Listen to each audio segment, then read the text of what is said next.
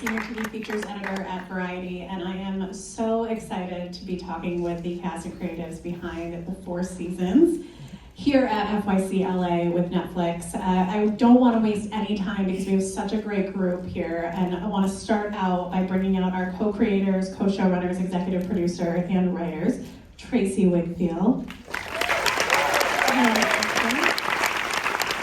And of course, my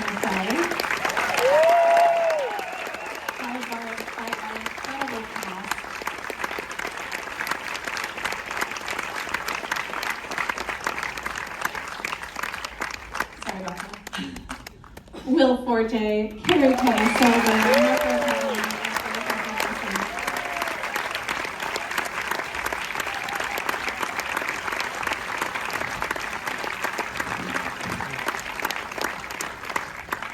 How's everyone doing? Hi. Hi, thank you. How are you? Good. I want to start with the writers here and how and give everyone a big congratulations because you guys just got picked up for season 2. Yay.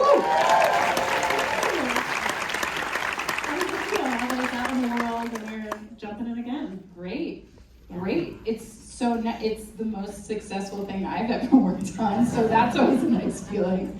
It makes me think everything I've done before was not at all successful. You worked on 30 Rock with me. Oh, right. But yeah, the immediacy of the response has been, it's true, it's not like anything I've ever worked on either. I don't know. I feel like everyone on this stage has had some pretty incredible resumes up here. So I want to kind of just start with how this came to you. Of course, this is based on the film, but how did you guys decide to turn this into a TV show? Well, Tina and Lang and I had been talking about doing a show that Tina would star in, and Tina has loved the movie since she was a kid, and we were talking about the movie a lot, especially as like a tonal comp, doing something that was kind of grown up and a little cozy, and something that was about relationships and marriage and stuff, and Tina kept mentioning the movie, and Lang and I eventually watched the movie, and we all kind of felt like this is such a perfect thing to remake as a show. Also because the structure is really cool. It's this container play where you only see these people on vacation, and it just seemed really exciting to get to expand that into episodes. Will, what drew you to this? And were you familiar with the movie? Had you seen the movie? I had not and still have not, and I apologize for that. On Netflix now. I know now I know that it is, yes. What drew me to it? I got a call saying, Tina Fey wants you to play her husband in something, and you are nuts if you don't immediately just say, oh, yes. And they're like, well, we'll send you the script. It's like, I don't care. Yeah, sure, send it. Fine. But yes, it's a yes for sure. Just tell me where to be. Yeah. Have you guys seen the movie? Or have you yet? No. We've seen it. It was on Amazon for a brief second when I was auditioning for it. So I saw it, and then it was taken down, and didn't get to see it until we did a screening in New York City that Alan Aldo was present for, and it was really special to see it in a theater like this, and it still received the same huge laughs that I have felt watching it. So it's been cool to see it come full circle, and now you can watch it on Netflix. It's cool to watch. I haven't. I tried. The moment I got the job, and I wasn't familiar with the movie. The success of the film didn't translate the same way in Italy. And so when I got the job, I tried to watch it. It wasn't available anymore. So at some point I tried, and I was like, I think I have to make my own version without being too influenced. Now it's back on Netflix. I prepared myself one night to watch it, and I got scared. I don't want, what if I fucked it up?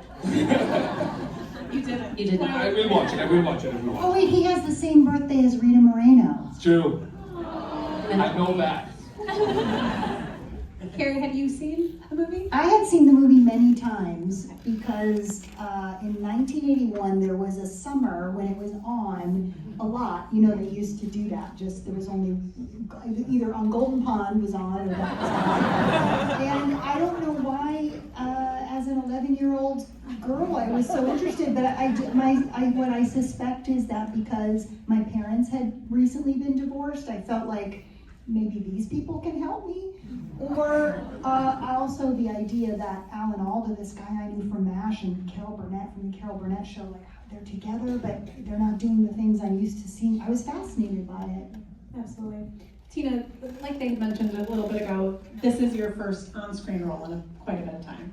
Yeah, as a series regular. regular. Sure, yeah. So was that the plan from the start? Were you always going to be part of it in front of the screen as well? Yes, this I always was hoping to be a part of. Yeah. And then I booked it. What was the audition like? Rigorous. What was it about Kate that you connected to? Well, it was just the idea of bringing together an ensemble. Like Kerri said, I always was obsessed with the idea that it was these people you knew from other things come together, and I thought, could we build an ensemble like that where it's our friends, our comedy friends from other things in one thing together? Absolutely. Kerri, when you joined, what was it about this that made you want to say yes? What was the character quality that was something that you really were interested in? That's, first of all, a hilarious question that made you want to say yes. I couldn't believe I even got an audition for this, to be honest with you, for many reasons, but I think the main reason because I've lived in this alternative comedy space for 3 decades, very, very happy to be there. But people just didn't really see me that way. And so when I saw the audition come across, I thought, well, this must be it's Anne, that makes sense. She disappears, right? Because in the movie she disappears. And so maybe in this she's like in one scene, and I still won't get it, but I'll audition for it. And listen, if I would do a movie about a hot dog roll if Tina was doing it. I mean, any chance to get to work with her, I couldn't believe I was getting a chance to even audition. So I'm still waiting for someone to come up and go.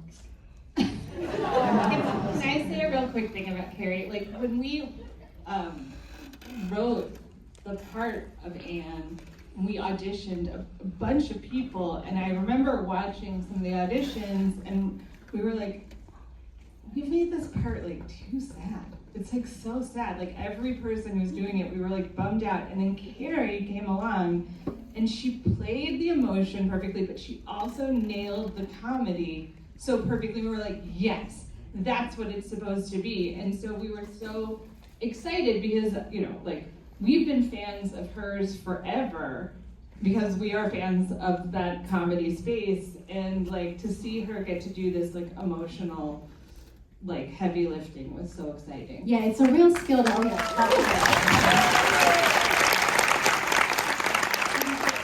real skill that Kerri has, and all these guys have, which is to have this kind of secret precision with their jokes within these emotional scenes. I was going to say, I feel like that's one of the biggest things this show does so well, is could make you laugh and cry in the same sentence. So that's to the writing, to the acting. I mean, that's just every single character can do that.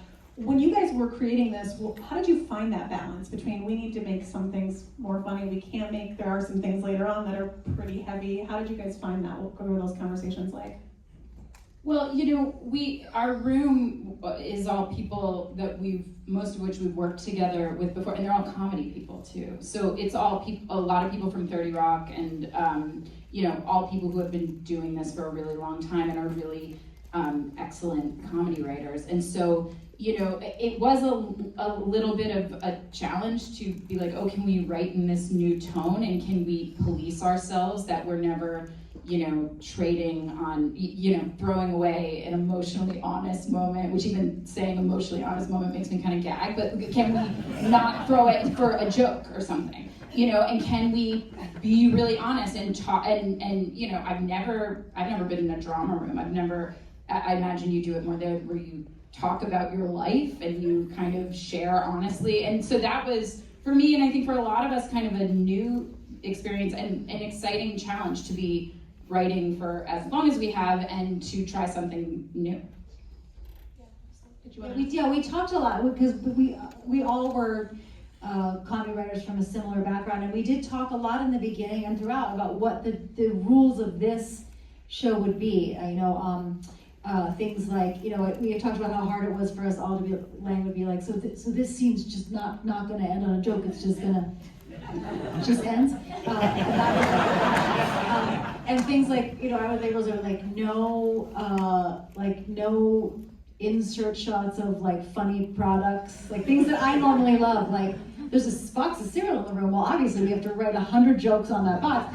Not this time. Another one that was tough was, and we allowed it a little bit by the end, which was the few other people we encounter are going to be normal. Normally that's our specialty. No, it's like you meet a guy at a CVS and he's like, "Hi, my brother just got out of jail," and my name is Glurb Corkscrew. Yeah. But Glurb Corkscrew was not allowed on the show. A little bit, in 8. So there's a couple. The cracks start a little bit at the end. There's a couple Glurbs. I'm hoping that Anne dates Glurb Corkscrew next I know, that's going to be their next love interest for sure. Marco, much like Tina, you hadn't acted in a bit since before you took this role. What was that process like of you getting back on screen? I like that you put me in the same box as Tina. Well, we're both very handsome. Well, I trained as an actor since I was a teenager, and I became a professional quite immediately. And then in my early 20s, I started to write, and I dedicated myself to writing, directing, and that was my life. I thought that was my career until this thing came my way. And I was like, I just premiered my first feature film at South by Southwest. We were doing a festival run. Thank you. And we were closing a deal for distribution, and then Coleman called me one morning asking me if I was still an actor, and I said, "Oh no." So, but would you put yourself on tape, because I had a vision. Actually, Raul, my husband, Coleman's husband, had a vision. What is it for? I was like, and he was like, I don't want to tell you yet. I was like, okay, needs a waiter passing by in a bar who says, "Lasagna, pizza, pette, ciao." And wouldn't you do that for a friend? So I was like, okay, I'm gonna put myself on tape for you. And then this thing came, and it felt too huge for me. And almost, I hope this doesn't sound ungrateful, but it felt almost like an obstacle to what I thought my path was. And a detour, not a shortcut. That's what I ultimately became, a huge opportunity. So anyway, I sent the tape, I got a call back, met with 15 people all squared in a Zoom. It was the Zoom, me, and a wall. And I got the part, and it was hard to say, how can you say no? Look at this! Look at this and this! I mean, the scripts and the geniuses at play here was tremendous. I was a fool to say no. Yeah, absolutely. Well, we're very glad you didn't say no. Me too. Erika, your journey obviously is also a little bit different, because I know you had obviously worked with Tina on a little thing called Mean Girls, and The musical. But you also aren't in the beginning of the show. You joined a little bit later. What was it like for you to join this group? First off, they're the most wonderful bunch, but I obviously was a little nervous because they're kind of legendary to me. And I will say, on the first day, I met Steve, and when I'm nervous, I tend to overtalk. And so I think I got in the car after meeting him, and I went, did I just yell for 10 minutes at Steve Carell? But I think I tried to use that because I think she kind of is the outsider, so it was actually helpful to be a little on edge. And then of course by the time we got to the end of our shoot, we were so close, and those were the summer episodes, and we actually had to be like, right, we're not besties, we have to have some distance between us because Ginny's just meeting this group. But it was thrilling, and I learned so much from watching them, and honestly just being with them between setups was such a joy, and that is like a gift that you all like the show and also that we loved making it. Was the casting process a bit different with her character because it was the outsider coming in? Well, some things we knew, we took a lot of cues from the original movie. Bess Armstrong is so wonderful as Ginny in the original movie. Yes. And what she really has is this, and Alan Alda is really smart in his writing of the original movie, because one of the first things Ginny says is like very high EQ. She's like, I'm wondering if the group, maybe they don't want to go. Like, she's, right from the beginning, she's an empath and she's smart, and we knew we wanted someone that you would never be grossed out that Steve was with her. We didn't want her to feel, we didn't want to be concerned for her that she was with Steve. So we wanted this kind of intelligence and wholesomeness, and Erika absolutely brings that. Absolutely. All right, I want to talk, Will and Tina, I want to talk to you guys about Kate and Jack's marriage, because I think it really touches on so many things that people go through in real life, and there's a lot of love there. What did you guys want to explore with that? What did you want to kind of tell with that story? Will, let's start with you. She wrote it. I say what's on the page. I mean, I will say that there were a lot of things that I felt about my own character and our relationship and all the relationships. There was such a relatability. I felt a closeness to my own character, but then saw things in other people's characters that just felt so close to home. And I think that's one of the fun things that I've heard from my family and friends in watching this, is they everyone feels like they're watching slivers of their own life. So what I was hoping for our relationship was just to do justice to the wonderful writing that these guys did. I mean, it really makes your job so easy when the words are so well thought out and put together. Absolutely. What do you want? Our writer staff were big. We were all pretty generous about sharing, real things, tiny things from our marriages. And I did feel like we wanted everything we showed to be true to someone, right? So that, and then it was gratifying but a little hilarious that an old friend of mine from not a showbiz friend had texted me when the show came out, and he's like, "Oh, I'm so happy to watch the show. My wife and I are watching one season every night, and and then he texted me a couple nights later, and he goes, "We just finished fall. We had a big fight."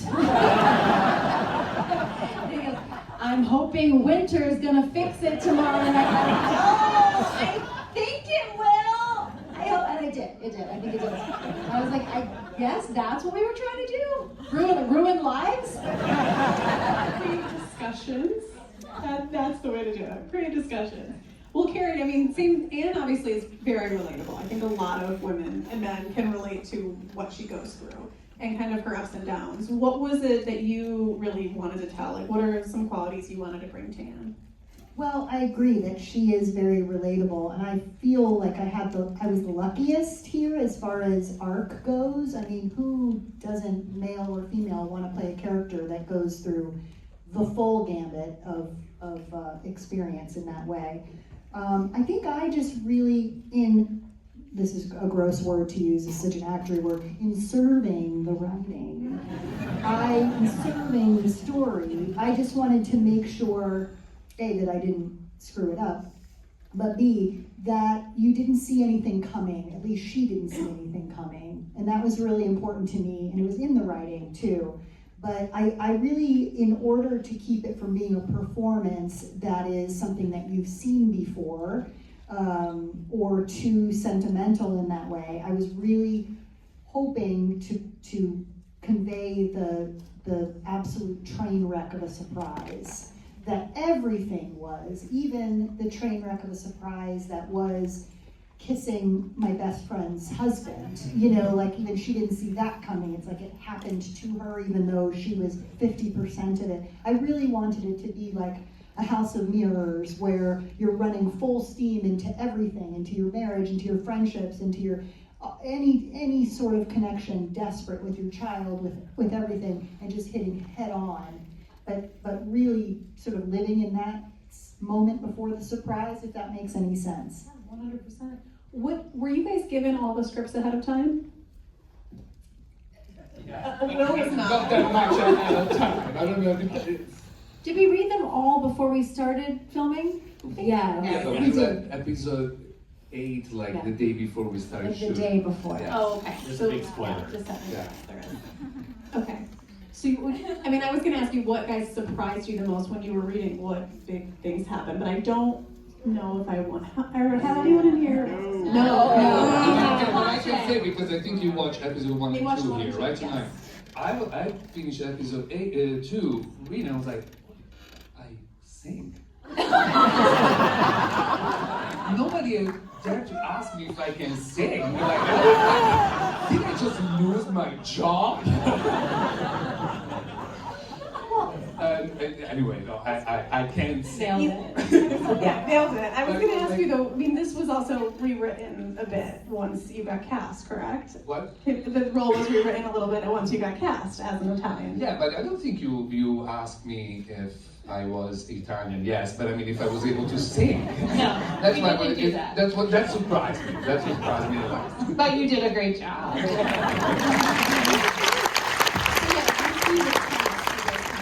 Hero reworked a little bit.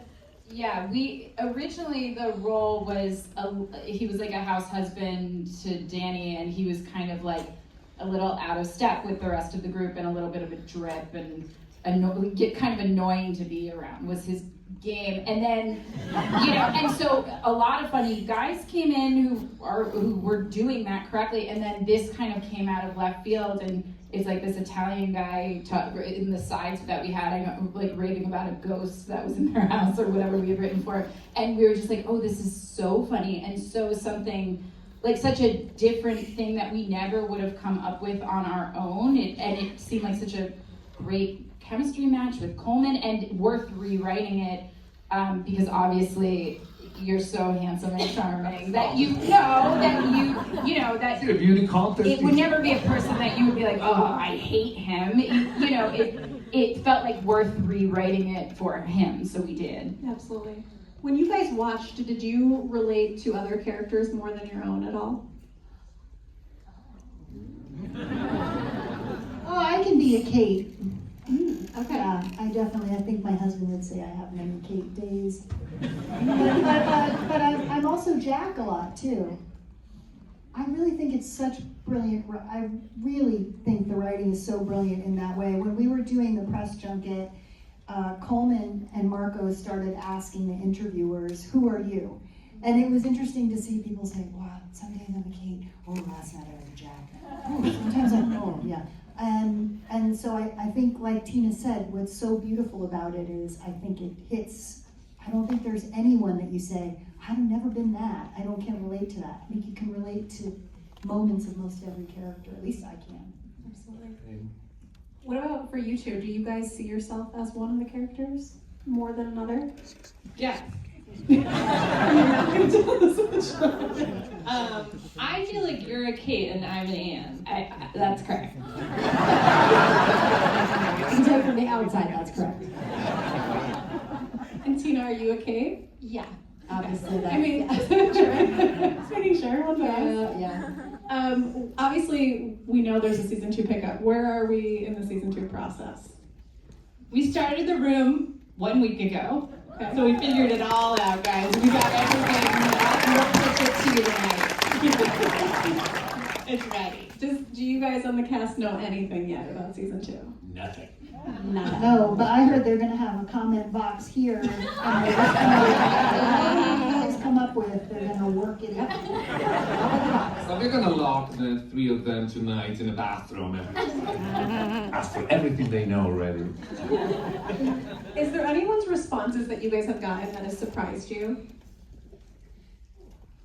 I mean, I have a ton of friends who have not been married for upwards of 20 years, and they have all like texted and watched it and have said, either they're in a relationship with a long-term partner, just like a boyfriend or girlfriend, or they've gotten married, and they said, I see myself in these long-term marriages, but even more so in the friendships. And I think that to me, that was my favorite thing watching it, because I wasn't on set for some of the things between Kate and Danny, and that sort of quickness and familiarity the two of them have together, like, reminds me of me and my best friend. And it truly, that was one of the relationships of the show that I really didn't see it until I watched the whole thing in its entirety. And I just thought, whether you're married or not, something about the friendships of these people who have shared history is one of my favorite things. And for the sort of millennial friends of mine who are watching it, they definitely relate to that. And that's been like so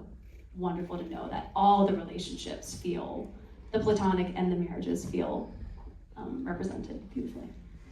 Anyone else? Got any like surprising responses to any of the relationships? Well, one thing, this is obviously true, but people will write me all the time and be like, oh my God, this line, I will tell you, this is why she's the best. 9 out of 10 times, it's Tina Fey. It is, because it's like all the very good, like, you're a grown man, manage your food intake, like all the very good. So many friends of mine have been like, that is my husband? Why do I have to carry a power bar for him? Like, so many good ones. Or my favorite line of the whole show in Steve in the pilot is like, we're not like roommates, we're like two coworkers. And yeah, we sit all night monitoring different screens. We're like coworkers in a nuclear facility, also Tina Fey. They can see it.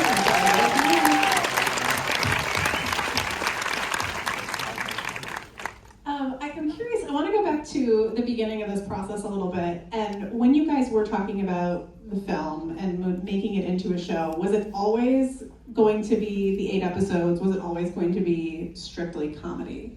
I mean, I wouldn't say strictly comedy, but it is. Yeah, well, I think maybe we first internally talked about like, oh, it's 4 1 hours, and my agent was like, no. It's 8.5 hours. I'm like, okay, we can figure that out. And then I think the tone is what we were most drawn to, right? So yes, we knew that it would be comedic and dramatic. And I think one of the things we were most excited about was to get to spend more time with these characters and to keep Anne alive, you know. In fact, we had to, I think, you know, you maybe step away for 1 episode, right? But even that, we had to force ourselves to send you away for 1 episode. That's okay, I was just by the pool. Obviously, we got Alan Alda, which was incredible to see him pop up in there. Did you guys talk about having other people from the film, or maybe in future seasons? I think we didn't really want to press our luck with season 1. We're like, oh my God, Alan said yes, like, you know. And it was his baby. It was his movie. He wrote it and directed it, and like, I think we, you know, and he had been like so instrumental in like helping us get the rights, and you know, he's just been like a wonderful, lovely partner forever, and so like I think we just wanted to like honor him in that way. Yeah, absolutely. Marco, I had one for you that I wanted to ask. How much of Claude is Marco?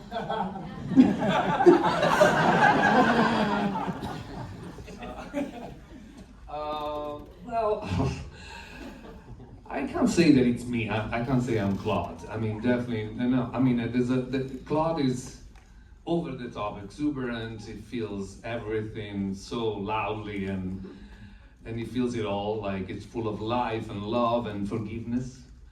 I may lack a little bit in that. I don't know. I just I think that I am generally caring, and I like people, and when I decide to be with people, I'm generally happy, and so I think that the energy, that vibe, definitely I share it with Claude. At the same time, I couldn't immediately see on the page the tenderness in Claude and a truthfulness in his joy that I think I was able to bring to the character. And I don't know. I think also all that organically comes probably with my being Italian, you know, and this is kind of a life force that's spontaneous in being in being that in a group of Americans, you know. All right, the last thing I want to ask, I want to go down the line. Who made you guys laugh the most on set? Tina, I'm going to start with you. Me? Yeah. Well, everyone's really funny. I think I'm probably gonna say Kerri, because we spent a lot of time together.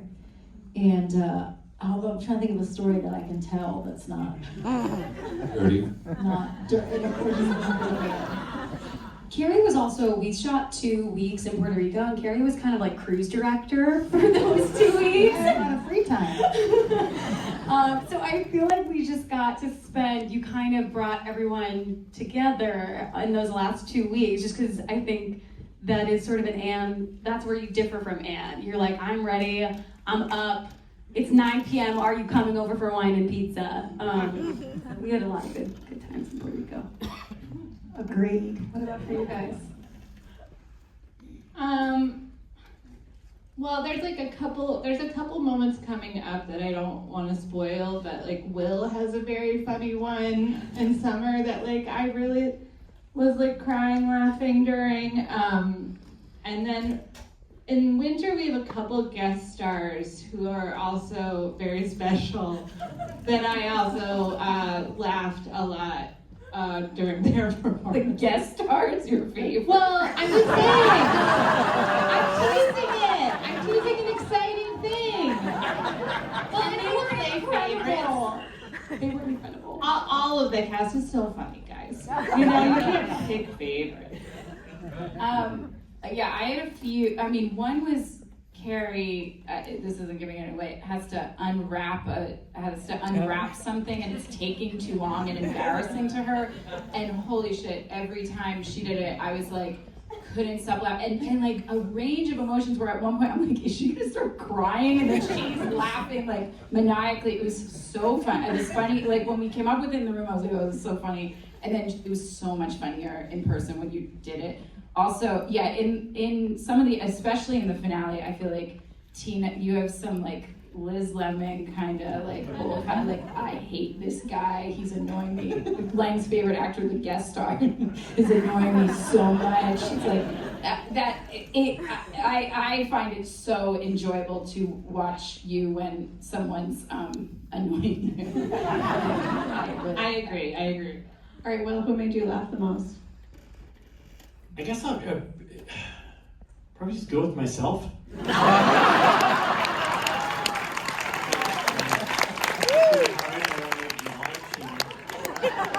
that's a really hard question.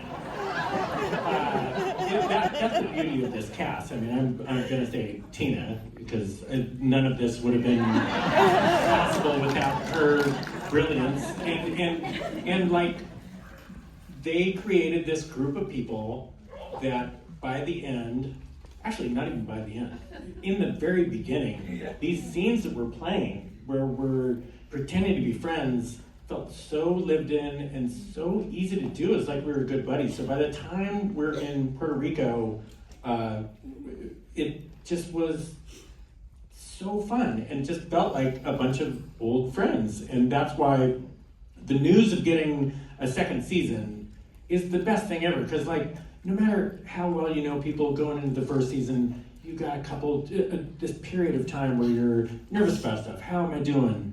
And we're over that part. So now we just get to come and celebrate these friendships that we've created. But my answer is Tina Fey. All right, Kerri, who's your answer? Well, at the risk of sounding redundant, it's myself, no.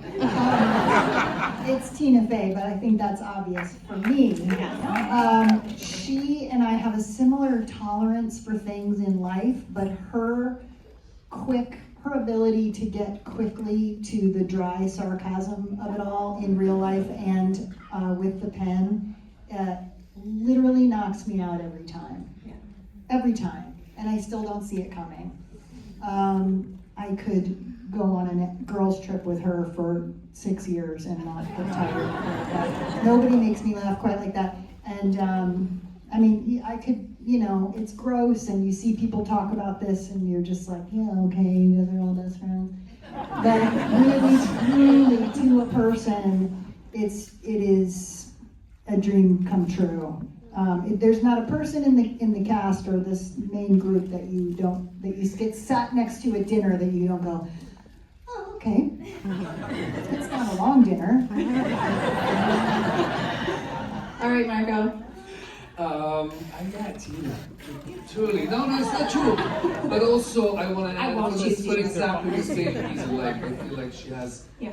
She's one joke after the other, and it's so spontaneous, so organic, so full of sarcasm. It's so genius and she's not even working when she does those lines. And you just like, is there anybody recording what you're saying? This should be, and in episode 9, But also wanna say when Tina and Coleman are together, and they, but not what you see here. In between the takes, in between the scene, like on set, and like, they spent like 3 months going through all the jingles of every TV show in the American history, and of course I know none of those. Like, that was pretty hilarious. Yeah. Yeah. All right, Erika, last one. I have to cop out. I cannot choose. But I will say, I'm actually not gonna, I won't. I gotta say, I got to watch Steve Carell do what Steve Carell does best, which is getting hurt for like 5 minutes over and over in the take. And then also watch him tell which you won't see until the winter episodes, a really long, awkward story that he just doesn't know how to wrap up. And that was, I think, one of my favorite days on set. All right, guys, thank you so much for joining.